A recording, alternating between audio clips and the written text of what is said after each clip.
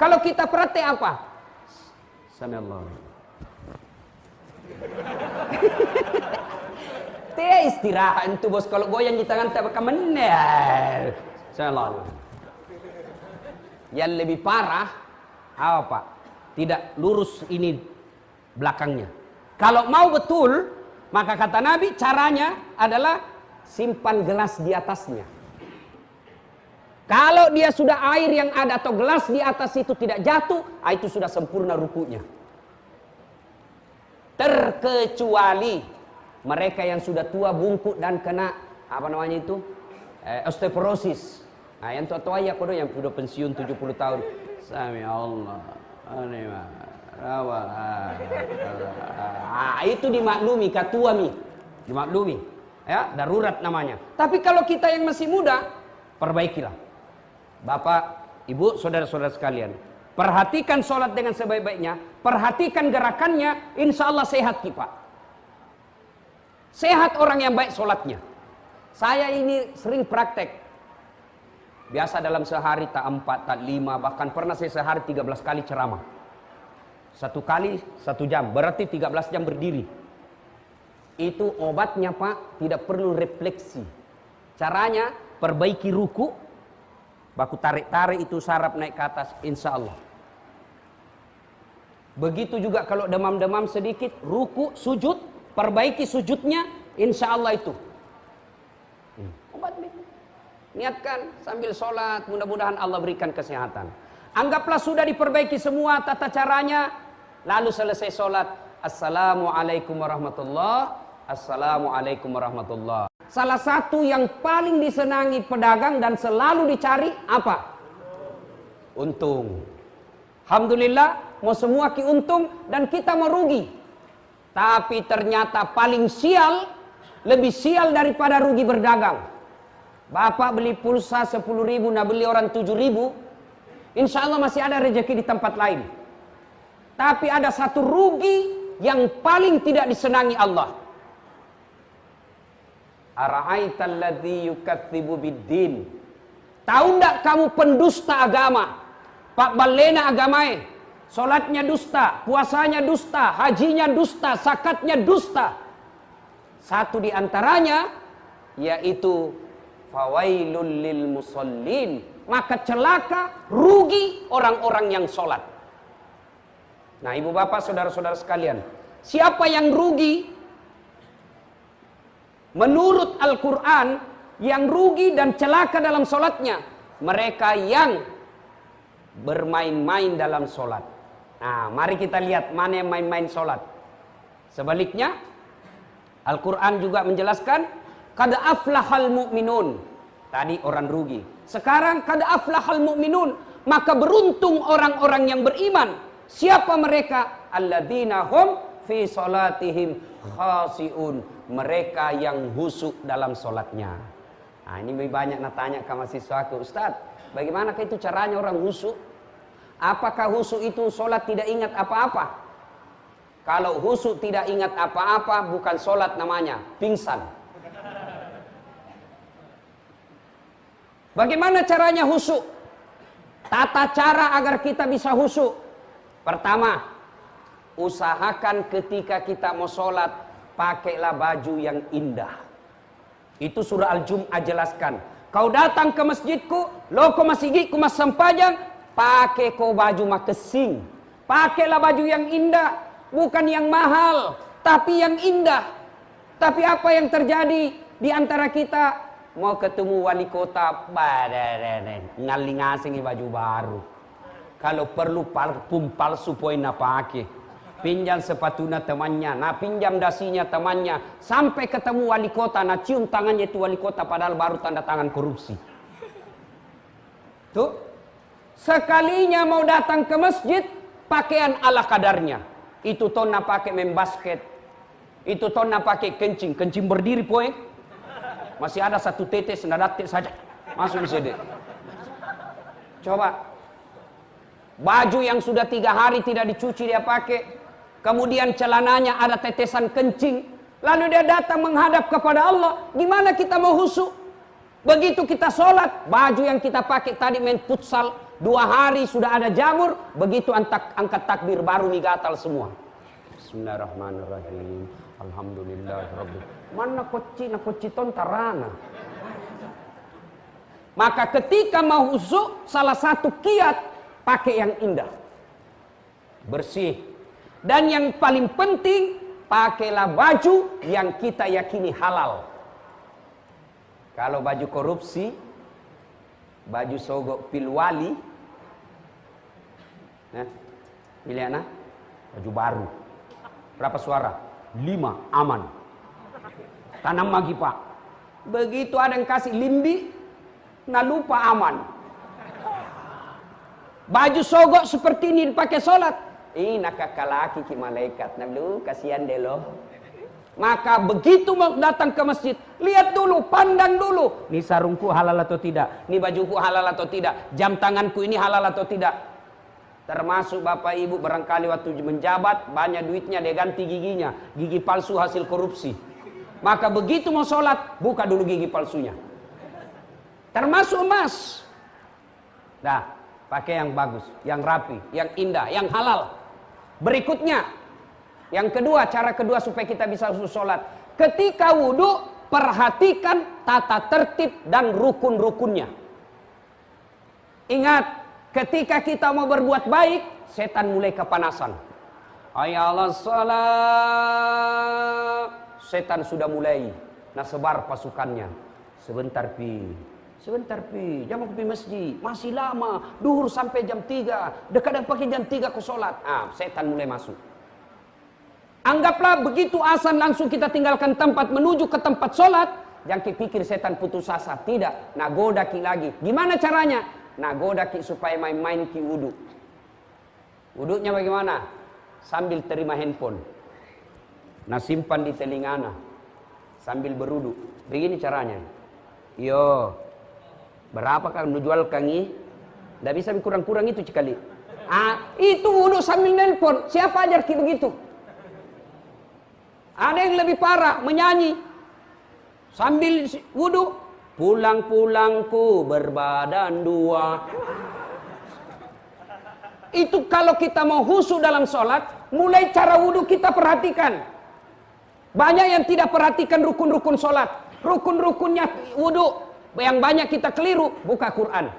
Quran mengajarkan wudhu dari jari-jari hingga ke siku. Prakteknya kamennya. Quran mengajarkan basuh dari jari-jari ke siku. Berarti begini caranya. Tapi apa yang kita praktekkan? Buka keran dari siku ke jari.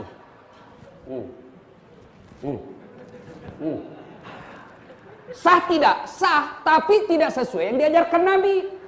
Kalau dia wudhu dari siku ke jari, ya nilainya kira-kira 7. Kalau dia dari jari ke siku, nilainya 9. Maka sempurnakan wudhu. Ada yang lebih parah lagi, wudhu sambil cerita.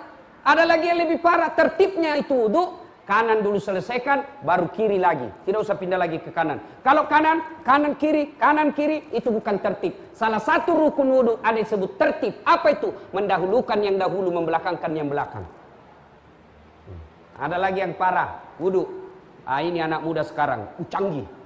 Sekarang pak, leleng kulihat rambut anak muda. Dulu waktu ku kecil, ada tonji cukur bandang-bandang istilahku dulu di kampung. Itu yang kayak bandang saja di sini. Sekarang ada gotnya.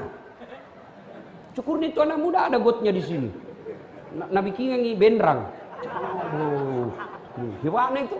Sudah mina kasih. Apa itu namanya? Nabi bilang anak muda? Pomade. Kita dulu minyak rambut di tanco. 2 jari diambil. Begitu kita upacara keluar semua keringat di sini jatuh-jatuh. Dulu zaman kecilku saya dulu. Sekarang apakah itu pamode apakah namanya itu? Biar nak kena angin enggak goyang-goyang. Saya sudah mendapat. Begitu mau sholat, nah pikir deh, ini tadi di salung ini 30.000. Mau wudhu, airnya apa? Wudhunya enggak nak kasih basah rambutnya. Nak kasih begini saja. Dongo. Karena kau belajar dulu. Sayang sekali rambutnya. Itu setan itu. Nabi siki. Hati-hati kok. Rusak patek lu. Rusak ki. Jadi kalau mau khusus sholat, mulai dari wudhu. Perhatikan memang, apalagi banyak kekeliruan kita, basuh kaki. Begini caranya basuh kakinya. Anak muda milenial. La ilaha illallah. Perbaiki. Yang disunahkan, jari-jari tangan masuk ke jari-jari kaki. Tapi kita ambil praktisnya. Wajar puluhan tahun kita sholat, tapi sholat itu tidak membawa berkah dalam kehidupan kita. Sudah, anggap ini bagus sudut tak? Ya? Sudah wudhu, mulai kita sholat. Nah, ketika sholat, untuk bisa khusyuk, ini mata jangan seperti mata pencuri. Kan itu ada deh, kamu paboya. Allahu Akbar. Jangan ketawa, serius orang ini bos. Kita ketawa karena kita begitu toh. Maka ketika sholat, Nabi menganjurkan mata lihat yang kita mau sujuti. Lihat yang kita mau sujuti. Jangan kita mau sholat, nah lihat semua. Kita juga Pak yang pergi berjamaah, pakai baju jangan banyak tulisannya.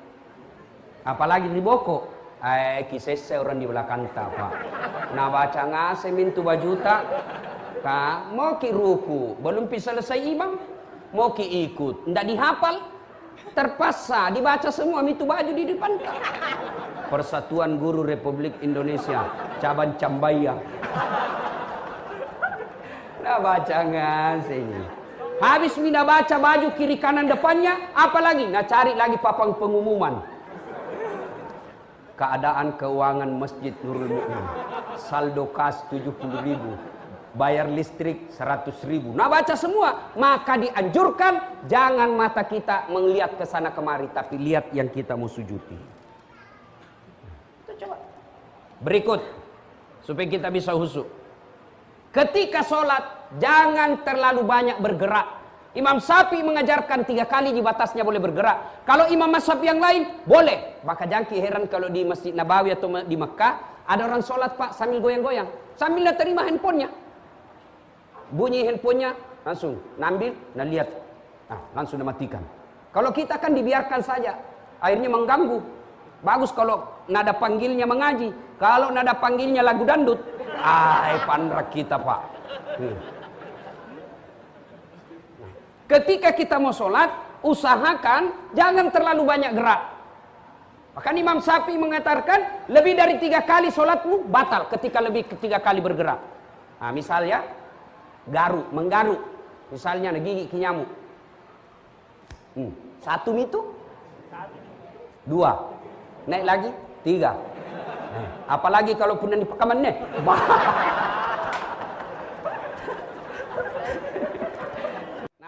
Coba bayangkan apa yang terjadi. Bagaimana kita mau khusyuk sholat? Tangan kita semuanya bergerak. Bismillahirrahmanirrahim. Nah cini kipoin joy ya. Nggak gerak tangannya, tapi kakinya saya kasih goyang. Ada juga yang sholat kayak kena angin sepoi-sepoi.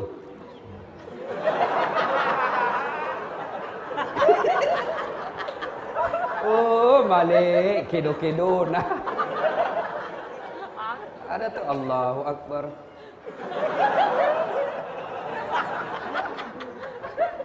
Siapa ajar ki sholat seperti itu? Ayo jujur. Berapa tahun maki sholat? Lebih 10 tahun Ustaz. Bahkan ada yang sudah lebih 30 tahun. Ayo jujur. Nggak usah jawab sekarang, dalam hati. Pernah nggak bapak ibu membaca pedoman dan tuntunan sholat? Lalu bagaimana kita sholat selama ini? Yang kita lihat itu Tommy kita ikuti. Tidak pernah kita baca pedoman sholat. Giliran kita beli alat elektronik, handphone, wah dibaca mulai halaman pertama sampai terakhir. Mana poin tulisan Indiana dibaca tuh gimana tidak ditauki. Apa maksudnya ini? Apa maksudnya ini? Coba. Begitu kita sayangnya handphone, kita baca itu buku pedoman. Sementara sholat yang kita pakai 5 kali sehari semalam, yang kita gunakan sampai akhirat, tidak pernah kita baca buku pedomannya. Wajar kita sholat seada-adanya. Nah, coba. Jadi pulang ki nanti pikir cari buku tuntunan sholat. Supaya belajar ki sholat yang baik. Kalau kita ki Nasa ngogi eka kita mi. Akhirnya yang kita lihat anu salah, pergi maki. Ada anak muda dia tahayat di sampingnya orang tua, dia kasih goyang jarinya begini. Ini anak muda langsung nak kasih goyang juga tangannya, nak kasih kencang. Ditanya, itu ada dalilnya itu kalau yang goyang begini ada ya. Ini ditanya anak muda, kenapa kau kasih goyang? Nah lebih cepat lagi, dia bilang, ya toa mi sutas lobe mi. Pakai puru cas. Nah coba, ini namanya piti-piti. Nah ibu bapak saudara-saudara sekalian, supaya kita bisa sholat dengan baik. Yang berikutnya lagi, setelah jangan banyak gerak, maka bisa sholat dengan baik. Usahakanlah Pak, paling tidak apa yang kita baca, kita paham apa makna kesimpulannya saja. Tidak usah per ayatnya, tapi kesimpulannya saja itu ayat yang kita baca. Surah misalnya kita baca surah As-Sajdah, paling tidak kita tahu apa kesimpulan surah As-Sajdah itu. Jujur, berapa tahun maki sholat? 30 tahun. Kita tahu artinya Al-Fatihah? Ayo jujur maki. Al-Fatihah dengan terjemahannya. Kita tahu ki? Apa ya? Nggak tahu ki. Itu saja. Amin. Maka usahakan kalau kita mau perhatikan sholat dengan sebaik-baiknya, maka usahakanlah apa yang kita baca setidaknya kita paham kesimpulannya itu ayat. Nah ibu bapak saudara-saudara sekalian, berikutnya lagi ketika kita sholat, supaya kita bisa khusyuk dalam sholat kita ini, maka kalau kita berjamaah ya, kalau berjamaah jangan merasa soleh dan paling benar sendiri. Ada orang sholat kalau berjamaah nak ganggu ki, mulai takbir nak ganggu memang maki, keras baru nak kasih lebar. Allah, baca Al-Fatihah kayak mau nak gigit telinga tak? Maliki. Santai mako bos. Bukan lewat-lewat. Itu tidak boleh mengganggu orang di samping kita. Kita baca sholat kayak mau mina gigit telinga tak. Begitu ruku, sujud lagi, nak kasih gena lagi telinga. Baik kalau kau pakai Rexona aja. Coba. Itu ketika kita sholat ada juga yang kadang-kala mengganggu. Saya termasuk saya merasa kadang-kala terganggu. Apa itu? Itu ibu-ibu jari kaki. Suka nak kasih pindah-pindah. Kasih pindah, nak kasih pindah lagi. Kita kasih pindah, nak kasih pindah lagi. Maka kalau mau lakukan itu, supaya kita saling menghormati, tanya dulu orang samping tak. Boleh gitu kakiku kasih rapat kaki tak. Kenapa? Supaya saf jamaah. Saf kita rapat. Kalau Nabi bilang silahkan tidak apa-apa, silahkan nih. Tapi kalau Nabi bilang jangan kiko dong, karena kakiku terus kupikir itu. Akhirnya orang terganggu khusyuknya. Nah ibu bapak saudara-saudara sekalian, itu maka ketika kita mampu sholat dengan baik, Allah janjikan qad aflahal mu'minun. Maka beruntunglah orang-orang yang khusyuk, orang mukmin, yaitu mereka yang khusyuk dalam sholatnya. Nah sebaliknya, celaka mereka yang tidak bagus sholatnya, yang main-main dalam sholatnya. Mana yang dimaksud main-main dalam sholatnya? Seperti yang saya jelaskan tadi. Supaya bisa khusyuk, lakukan apa yang kita ketahui hari ini. Lalu yang paling penting, selesai maki. Sudah berusaha maksimal, sudah bagus cara kita, tata caranya sudah baik. Kita lihat rukun-rukunnya. Alhamdulillah saya ingat. Ada rukun yang sering kita tinggalkan dalam sholat. Apa itu? Tuma'nina. Apa itu tuma'nina? Bahasa Bugisnya maki nyawa-nyawa. Bahasa Indonesianya istirahat sejenak. Kapan dipakainya? Ketika ruku, iktidal, sujud, kemudian naik duduk di antara dua sujud. Mana itu prakteknya Ustaz? Contoh. Allahu Akbar. Ruku. Baca doa ruku 3 kali, jangan langsung naik. Tapi istirahat sejenak. Ambil napas 1-2 kali. Subhana rabbil azim wa bihamdihi 3 kali. Baru napas.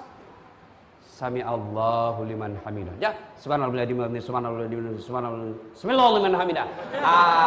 Ini namanya solat Valentino Rossi. Si bala masya Allah. Lalu yang parah lagi apa? Iktidal. Sami Allahu liman hamidah. Naik, Rabbana lakal hamd. Turun, istirahat sejenak, Rabbana lakal hamd. Ya. Sami Allahu liman hamidah. Turun. Rabbana lakal hamd. Itu namanya tumanina. Kalau kita praktek apa? Sami Allah. Teh istirahat itu bos, kalau goyang di tangan tak bakal meneh. Sami. Yang lebih parah apa? Tidak lurus ini belakangnya. Kalau mau betul, maka kata Nabi caranya adalah simpan gelas di atasnya. Kalau dia sudah air yang ada atau gelas di atas itu tidak jatuh, itu sudah sempurna rukunya. Terkecuali mereka yang sudah tua bungkuk dan kena apa namanya itu osteoporosis. Nah, yang tua-tua ya kodo yang sudah pensiun 70 tahun. Sami Allah. Itu dimaklumi katua mi. Dimaklumi. Ya, darurat namanya. Tapi kalau kita yang masih muda, perbaikilah. Bapak, Ibu, saudara-saudara sekalian, perhatikan sholat dengan sebaik-baiknya, perhatikan gerakannya, insya Allah sehat kita. Sehat orang yang baik sholatnya. Saya ini sering praktek. Biasa dalam sehari tak 4, tak 5, bahkan pernah saya sehari 13 kali ceramah. 1 kali 1 jam, berarti 13 jam berdiri. Itu obatnya Pak, tidak perlu refleksi. Caranya, perbaiki ruku, baku tarik-tarik itu saraf naik ke atas, insya Allah. Begitu juga kalau demam-demam sedikit, ruku, sujud, perbaiki sujudnya, insya Allah itu. Obat itu. Niatkan sambil sholat, mudah-mudahan Allah berikan kesehatan. Anggaplah sudah diperbaiki semua tata caranya, lalu selesai sholat, Assalamualaikum warahmatullah, Assalamualaikum warahmatullah. Kenapa istighfar Ustaz? Kenapa istighfar orang selesai sholat? Ada 2 maknanya. 1, kita istighfar kenapa? Nikmat yang Allah berikan kita, nikmat yang Allah kasih kepada kita ini tidak bisa dibayar dengan sholat. Pernah dengar kisahnya umatnya Sulaiman alaihissalam 350 tahun beribadah, 350 tahun ibadah, tidur makan ibadah, tidur makan ibadah, meninggal. Pada saat meninggal Allah sampaikan kepada dia, masuklah engkau surga karena rahmatku, tamano suruga nasabab pamaseku, kasih sayangku. Ini orang yang banyak amalnya 350 tahun komplain, saya tidak mau ya Allah, saya tidak mau masuk surga karena pamasemu, nikmat rahmatmu, saya tidak mau. Saya masuk surga karena amalku 350 tahun. Wajar saya masuk. Kenapa? Banyak amalku 350 tahun. Allah berfirman, kau hitung-hitung rupanya di. Baiklah kita baku hitung kalau begitu. Siap-siap kau kita hitung. Jibril ambil kau kalkulator. Rekenemen nih, pas sangke ke domo. Akhirnya apa? Allah perintah, ambil matanya 1. Keluarkan biji matanya sebelah kanan, timbang amalnya 350 tahun dengan 1 biji mata. Timbang punya timbang, apa yang terjadi? Lebih berat 1 biji mata daripada amalnya 350 tahun. Nabi bilang, Tuhan, kalau bahasa kita di Makassar, apa kau? Semau kau? Kau kira bisa kau ibadah kalau ku kasih picok kau? Kau kira bisa kau beribadah apa kalau ku kasih gigi kau, kasih sakit gigimu? Kau kira kau bisa beribadah dengan baik kau kasih mencret kau? Bayangkan kalau mencret 2 bulan Pak. Repotnya itu deh. Pas mau ceramah langsung mau keluar. Susah itu Pak. Itu nikmat Allah. Yang kita lagi merasa kita orang miskin, yang kita lagi merasa tidak ada nikmat yang Allah berikan. Nikmat Allah luar biasa banyaknya. Sederhana sekali. Selalu saya kasih contoh. Ini pecinta bola semua kuliah ini. Sebentar lagi Piala Dunia. Toh? Paling repot nanti kalau masuk Ramadan Piala Dunia. Begitu pertandingan, adu penalti azan subuh. Mana yang dipilih ini Pak? Adu penalti azan subuh. Pergi ki sembayang, tinggal penalti, tidak dilihat ki. Nonton ki penalti, lewat sembayang subuh. Temanku ambil di jalur pintas. Apa? Nah ambil sajadahnya sembayang depan televisi. Lebih hancur lagi ini. Bapak saudara-saudara sekalian. Nah, berapa biaya transfernya itu Lionel Messi? Berapa biaya transfernya itu pemain-pemain bola internasional? Luar biasa. Ada yang sampai 1 triliun. Masya Allah. 1 triliun Pak. Pernah maki lihat uang 1 triliun? Pernah maki? Tidak pernah. Dia sama jadi. 1 triliun biaya transfernya. Tapi demi Allah, semua pemain bola yang jago-jago itu tidak mungkin dia bisa jago main bola kalau Allah kasih lututnya tidak bisa bengkok. Apa? Dia bisa main bola, Messi, Kakak, apalagi tuh yang Iniesta yang sudah pindah dari Barcelona. Bukan hafal, baca bos. Baru datang ini di Roma, pergi nonton AS Roma lawan Liverpool. Kita tahu, adek, tahu gitu Roma di mana? Tahu Ki? Tamalate belok kiri sedikit. Yo, bayangkan, itu pemain bola luar biasa bayarannya. Luar biasa bayarannya, tapi demi Allah, mereka tidak akan bisa main bola ketika Allah kasih lutut yang tidak bisa bengkok. Mana bisa main bola begini? Coba. Apa itu saudara-saudara sekalian? Itu artis yang dibayar mahal-mahal demi Allah. Dia bisa begitu. Kenapa? Karena mukanya dikasih mulus oleh Allah. Ini kamera, ada kamera di depanku ini. Mahal-mahal ini yang begini. Tapi bukan ini yang mahal. Tapi apa yang mahal? Mata. Biar ada ini kalau tidak ada mata tak. Dia apa? Foto setengah badan. Setengah badan betul dari pelut ke bawah. Makasih Pak.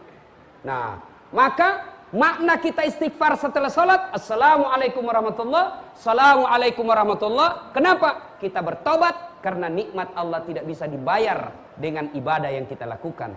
Yang kedua, kita istighfar ketika selesai salat. Untuk apa? Siapa tahu dan pasti ada salah ketika salat, kita menghayal, maka kita istighfar. Mudah-mudahan Allah mengampuni dosa dan kesalahan kita. Nah, ibu bapak saudara-saudara sekalian, akhirnya ketika kita mampu sholat dengan sebaik-baiknya, tata caranya kita perhatikan, rukun-rukunnya kita tunaikan, maka insya Allah, maka sholat itu akan dijanjikan. Inna sholata tanha anil fasai wal munkar. Sesungguhnya sholat itu mampu menjaga kalian dari perbuatan keji dan mungkar. Orang baik sholatnya insya Allah. Nah, sebaliknya, kalau kita anggap enteng sholat, banyak tong itu begitu Pak, puasa. Nak tahan puasanya Pak, tapi tidak sembahyang. Ini nanti nak kacele nanti kalau mati ini dikasih lihat puasanya Pak. Baco, nenek puasaan 30 tahun kali 30 hari, ini banyaknya puasamu. Mana kuncimu? Apa kuncinya? Sholat. Tidak ada Tuhan. Nabi bilang malaikat, walaiko. As-salatu miftahul jannah. Salat kuncinya surga. Ketika ada orang bagus amal kebaikannya tapi dia tidak salat, di akhirat nanti tidak ada kuncinya. Maka keliru, sesat dan menyesatkan orang yang berkata tidak penting salat, yang penting itu hatimu dong. Mana pernah sambayang, yang penting hatimu baik. Langsung berdiri anak muda, cocok kate. Setuju, karena dia juga tidak sambayang. Kalau ada orang bilang, kalau ada orang bilang yang penting hatinya baik biar tidak sholat, tanya siapa nabinya. Nabi Muhammad paling baik hatinya, Nabi Muhammad paling bersih hatinya, paling bagus akhlaknya, tapi beliau tetap sholat. Jadi mereka yang bagus puasanya, mereka yang bagus zakat fitrahnya, bagus akhlaknya kepada sama manusia, tapi tidak sholat, nanti amal kebaikannya langsung dihapus, tidak ada gunanya.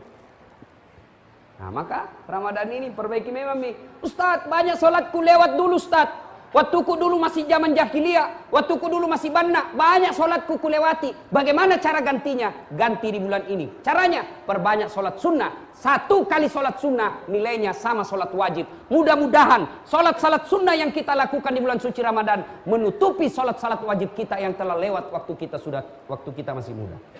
Makanya, sembahyang 20 rakaat, 8 rakaat. Tapi umumnya masjid saya lihat 8 rakaat. Lompat semua mi. Apa? Muhammadiyah 8 Ustaz. Bukan karena Muhammadiyah, capek kok.